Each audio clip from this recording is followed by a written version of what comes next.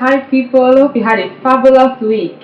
Welcome to another edition of Iworshipsphere. Today we're going to be discussing motive.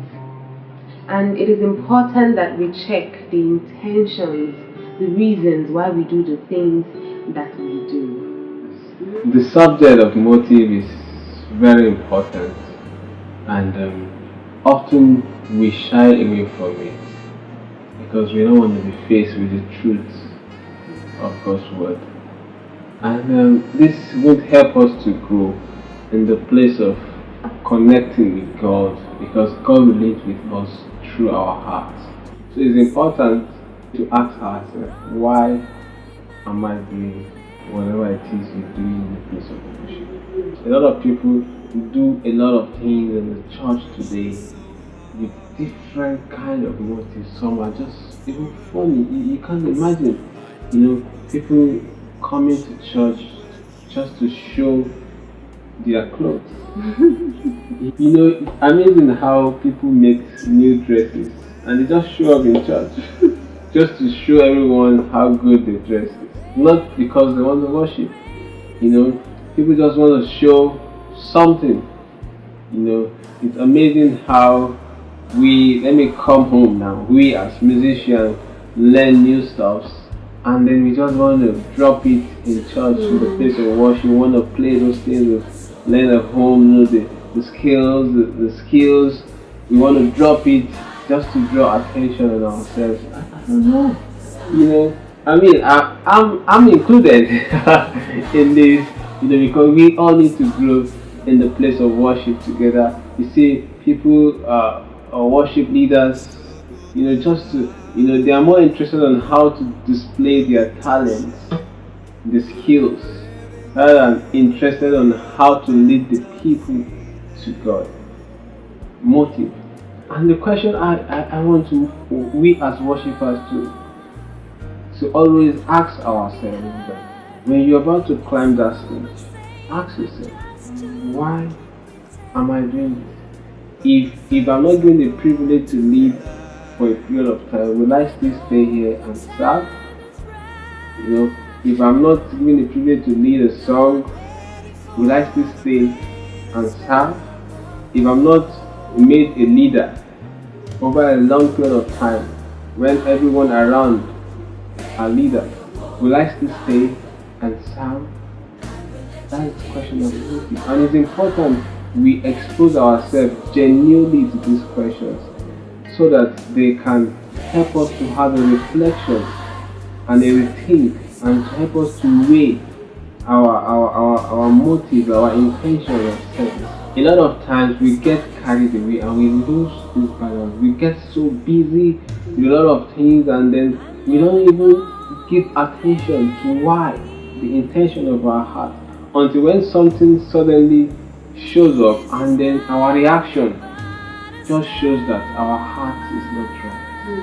The Bible gives a very interesting account in 1 Samuel chapter 16, where God was saying to Samuel to anoint a new king over Israel. And scripture says that when Samuel got to the house of Jesse, he saw Eliab. And he was like, this has got to be the guy. He's good looking, he's tall. I'm sure he had all the things that every king should have. But God was saying, no, I don't look at the outward appearance. That's what men do.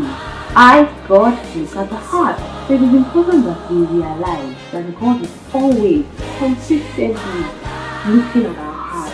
And those questions we need to ask ourselves, we must answer them genuinely. Otherwise, it would be of no use answering these questions. You can actually lie to people and say, no, that's not the reason I'm doing what I'm doing. But somewhere in your heart, you actually know the reason. We know, each man knows himself. You can lie to people, but not to yourself. So answering those questions truthfully, the why question, answering it truthfully in the light of God's word. And another way to help believers to ascertain the genuineness of our heart in the place of worship is to ask yourself, why am I in this church? Why am I serving? Why am I in this environment? Am I here so that I might get a job? I mean, Contract, or am I here because I've met a lot of musicians that what attracts them to the church is the number of cars that are parked out, how big the church is, how beautiful the church is. So wow, with all of that, they believe there's a prospect for them in that church. So they just go in there because there are big men in this church, there are big women, there are people that are men of substance, timber and caliber. And it's not just musicians. Generally, people tend to join the church. Maybe there's someone you are expecting might give you a contract, and the person worships in that church, or maybe you saw a beautiful sister, and there's nothing wrong to follow someone to church. But what if that sister leaves that church? So that means you will leave because you are there because of her. So if we can weigh our motives and learn to just anchor them on God, because God is the only unchangeable factor. So if you are in a church because you are looking unto God, then you will be able to settle down and serve God without distraction. Word, without distraction. Because anything that takes your eyes off God, that takes your heart off God, is actually a big and dangerous distraction. It's actually a big distraction. And the Bible says in Hebrews chapter 4 verse 12, the word of God is quick and powerful, sharper than any two-edged sword. Piercing even the bones and the marrow, searching everywhere, searching everything, dividing. And it's the discerner of the thoughts and the intents of the heart. So when we are in close relationship with the Holy Spirit, consistently studying the Word of God, before you begin to derail, the Holy Spirit will call you to order. And that's why it's important that we stay in the place of the study of the Word of God. It just keeps shining light into our hearts, into our spirit, into our mind, bringing those things that are there unconsciously. Just like we said earlier, sometimes we get so busy we don't even realize that our motive for doing this work for God is beginning to change into something else. But a consistent study of that Word of God just keeps shining light and helping us see where we're getting it wrong, where we need to make amends and all. The good thing about worship is that there's no hiding place. God sees your heart. So there's no need to try to maneuver around or think you can play around in worship. Whenever you have an opportunity to handle a project, not only in church, within your community or your neighborhood, approach it with honesty. Just serve as unto God.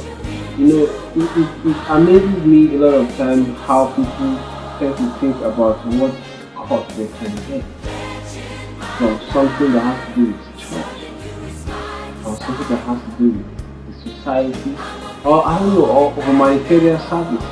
This thing speaks for us as believers. These are part of our testimonies, and if we don't set them right, then how can we get people to come to Jesus? So it's very important. The Bible says in the book of Galatians chapter 6, it says, do not be deceived. God cannot fool. Whatsoever you sow, you reap. And I want to say this, that a lot of times the enemy tends to get our heart cold to certain things, and then we just think it's okay. We begin to dip our hands into some dishonest businesses here and there, and then something in your heart just tells you it's okay. Don't worry, it's part of the process. God won't bless that. you know. So the issue of motive is not what we should shy away from. We need to consistently check our heart, check our motive, ask ourselves questions, and genuinely answer those questions. Remember, you can only but deceive yourself at the end of the day. You cannot deceive God. And the Bible says, God is the rewarder, not the man, not your pastor, not your leader. So there's no place for high service. Because you can't do high service with God, because He sees everything is plain to Him, and He is the rewarder of them that what diligently seek Him and please Him. So my prayer for everyone out there, the Lord will give us the grace to learn to weigh the intentions of our heart and learn to submit to the guidance and yield to the leading of the Holy Spirit as we grow together in the body of Christ. I will open up my heart, ready for your holy fire. I will let you into my